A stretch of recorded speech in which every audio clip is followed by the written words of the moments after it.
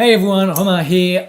Today I want to talk about F1 steering wheel. But before we go into that, don't forget to subscribe, to like, to leave me a comment so I can read them and come back to you. We can have some fun. So, Formula 1 steering wheel. So that's my Haas 2020 steering wheel. But if I go close to you, right here, Kimi Raikkonen. What you have to know is that every Haas Formula 1 steering wheel was made on the base of Kimi Raikkonen Ferrari wheel. If you start behind here on the right hand side for myself, that's upshifting and then downshifting, and that's the clutch. So in Formula 1 you have only two pedals, throttle and brake. The clutch for the race start or the pit stop, it's here on the hand. Then you've got two small buttons here.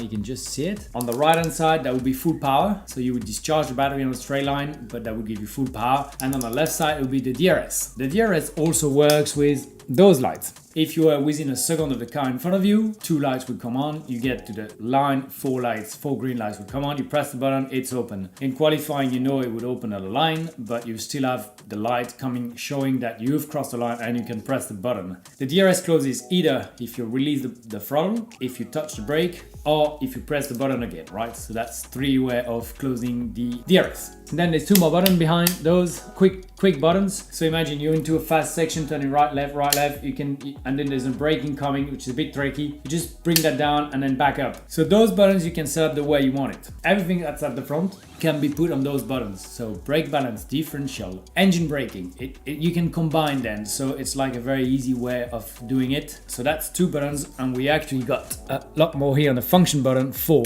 So that's another 4, kind of the same thing, but a little bit more harder to access. So you would use it for like a big straight line with a big braking at the end and then another straight line. So you have the time to rotate and go to function 1, 2, 3 or 4, right?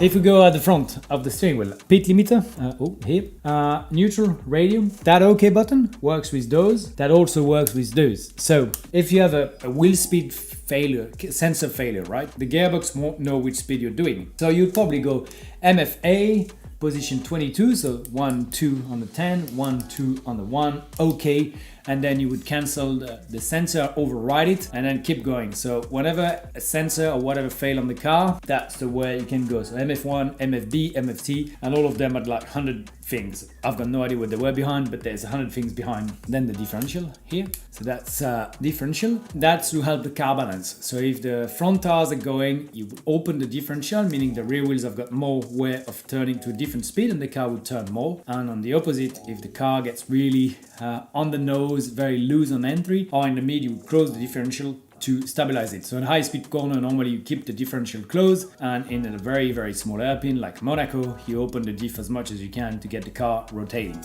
Then if we keep going, we've got a SOC, state of charge. So that's how much battery you want to recharge a lap. Typically in qualifying, you would put stock 1, and that's 1 lap of battery. If you wanted to do 2 laps, you put stock 2, and then in the race would be 6 or 7, and that's sustainable. That means every lap you burn and charge the same amount of battery. Then we had brake temperature here, brake shaping here.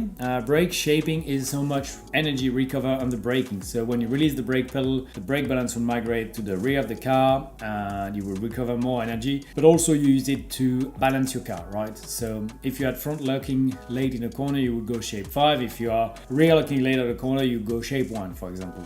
Quite complicated, but I'm trying to make it as easy as it can. Then MFB, behind settings. That middle one here, that's the big one. That's all the settings that you have into the race, right? So push is push. Attack defense is like a different type of deployment. So you deploy more in a straight line, so to protect or to attack the guy in front of you. And then a couple of fuel saving switches. Engine safe, that is bad. If that would happen, that means you've got something wrong. There's a puncture button so you don't damage the differential. Manual safety car. Slow was to charge, it's like a charge button. K2 was more like an outlap thing in qualifying, and then RS race start. Spark ignition, that got banned. So it used to be the engine setting you would use in a race, more power, less power, more, you would damage more the engine, so you would have a certain amount of lap on each settings. But when FIA banned the settings in the race, that became useless. Tires, orange are slicks, greens are intermediates, blues are wet.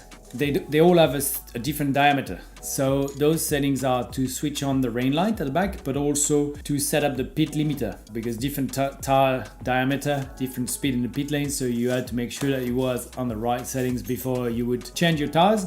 And then finally here, in practice, the cruise control. So whenever the car goes at 200 or 220 or 250 kph constant on a straight line, but also a tire degradation. So in the race, we wouldn't communicate on the radio the tires are going, but we just go through the wheel. So the engineers would know, but everyone else wouldn't know.